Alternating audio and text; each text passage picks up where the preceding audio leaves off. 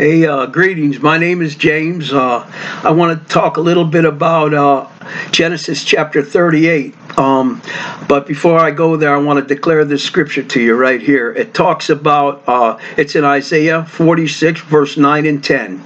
God's telling us to remember the former things of old, for I am God and there is none else. I am God and there is none like me, declaring the end from the beginning and from ancient times the things that are not yet done, saying, my counsel shall stand and I will do all my pleasure. And in Genesis 38, that's exactly what God is doing. Okay, Genesis 38 is out of context for a reason. Okay, because one of the reasons is it's not what you were expecting. Okay, you were expecting the chapter for 37 to go right into talking about what was going to happen to Joseph, but God intercepts this and he changes the topic completely, and there's a reason why. Because what we thought Messiah was going to come to do, from ancient times, it's not what he comes to do. He will do it, but this will come after. Okay, and this is what God is trying to get across here by taking this out of context. Because, as I said in Isaiah, God declares the end from the beginning. Okay, and that's just what he's doing here. What he's going to show us here, number one. Now, the first, I would say, 11 verses are a depiction of Judah's life. Okay, so Judah was an everyday guy like you and I, and he left his house, he made friends, he found a woman he liked, asked her father for her hand, and her father gave him to her, and she conceives, she bears a son named and then she conceives again, bears another same son named Onan, and she conceives again and bears another son called Shelah. Okay, so we see Judah, an everyday guy, going off, leaving home, following after his dream, makes friends, gets married, and has 3 children. He's got his family going on. Okay, and so now time passes a little bit here, because verse 6 in Genesis chapter 8, we see Judah took a wife for his firstborn, and her name was Tamar. Okay, but was wicked in the sight of God, and God slayed him. Now, so Judah, according to the custom of the land at that time, they call it the Levirate marriage law, was effective here, because by Judah, died because he was wicked, God slayed him.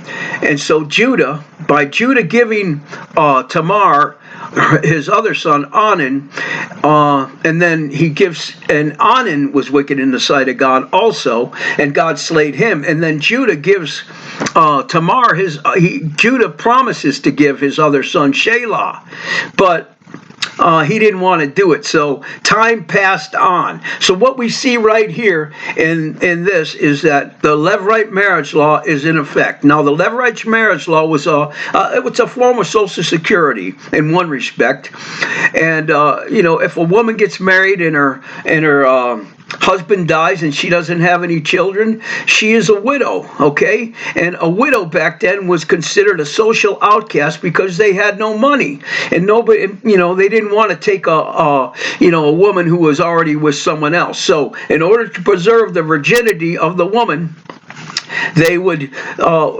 give their next of kin, or their next son, to go into the wife and produce an heir for her, so she would have ties to the family in the inheritance.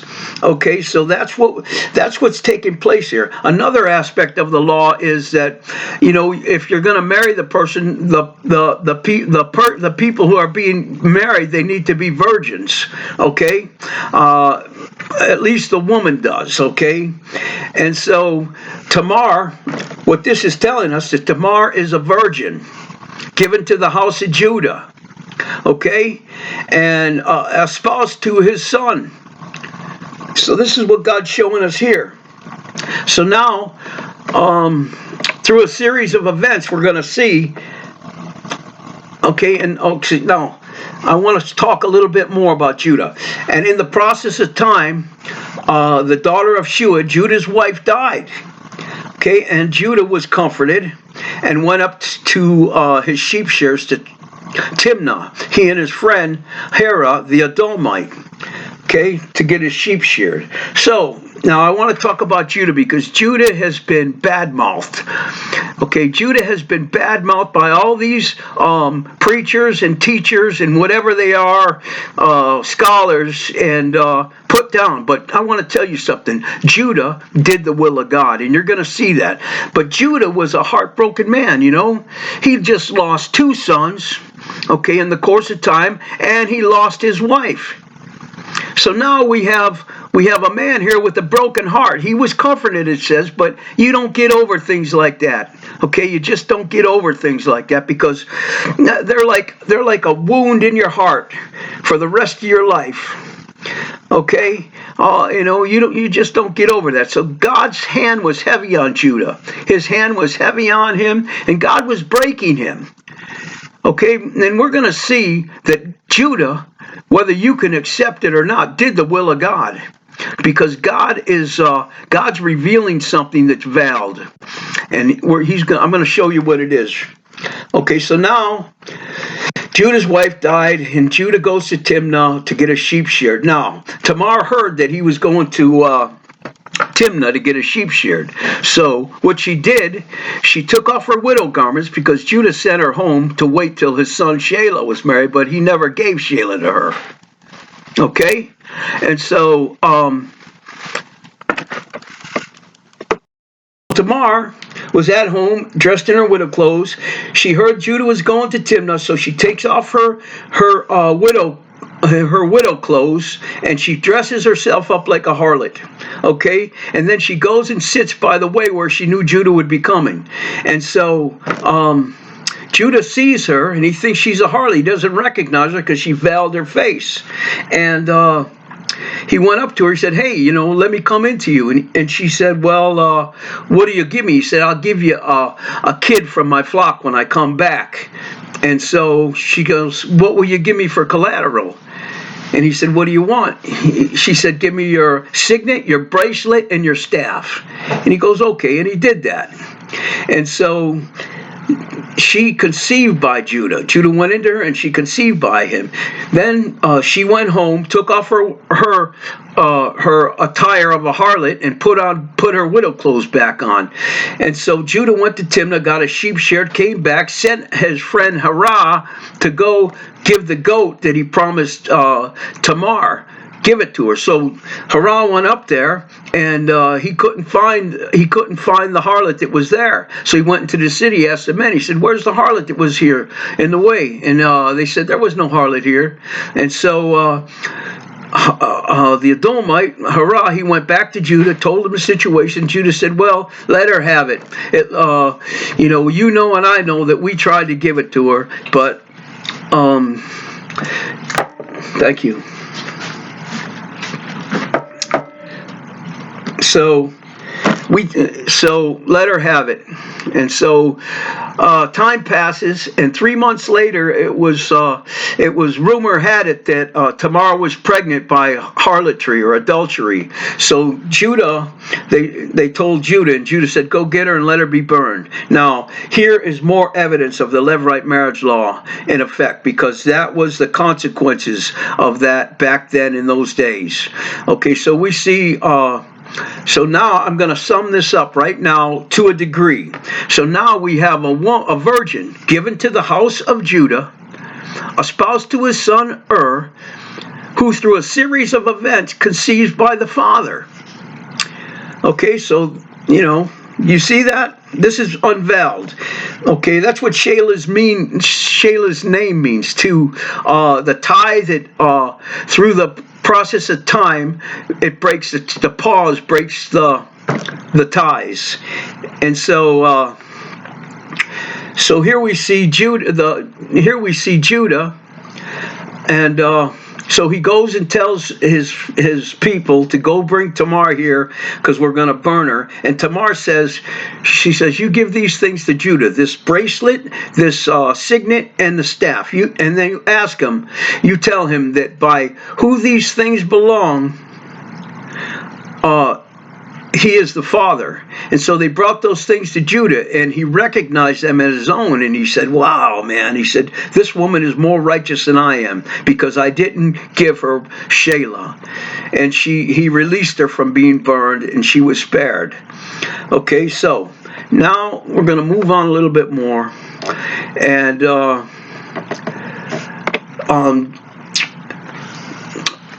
it comes to pass that Tamar goes into labor, and there's twins in her wombs, and the one sticks out his hand from the womb, and the midwife took a scarlet thread string and wrapped it around the hand of the one whose hand was out of the womb. So here, and when he pulled his hand back to the womb, it made a way for his brother to be born first. That means he would be the heir of the promise.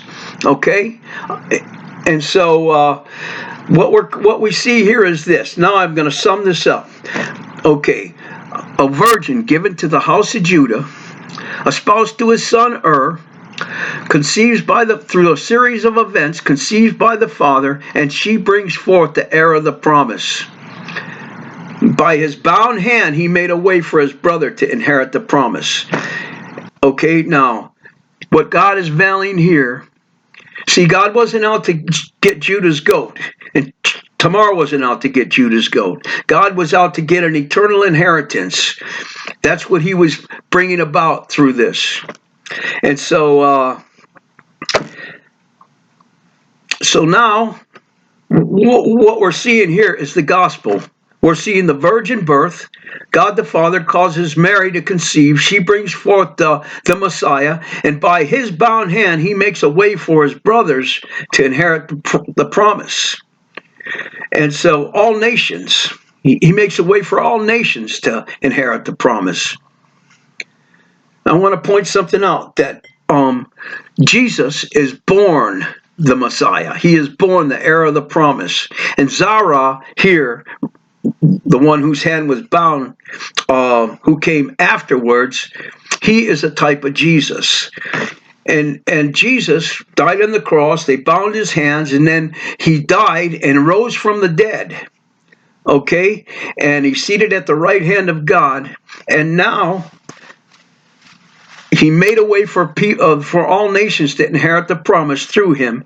And then he whose hand that was bound will come afterwards. And that's what God is telling us here. I know you have to pull away the camouflage. You have to look at it through the Levirate marriage law. That's the only way you're going to see this. And there it is. And then we go right back to, in the next chapter 39, you go right back to the story of Joseph. It's like if you pulled 38 out of there, 37 and 39 would be in perfect harmony. But so that's it in a nutshell. Have a good day. Bye.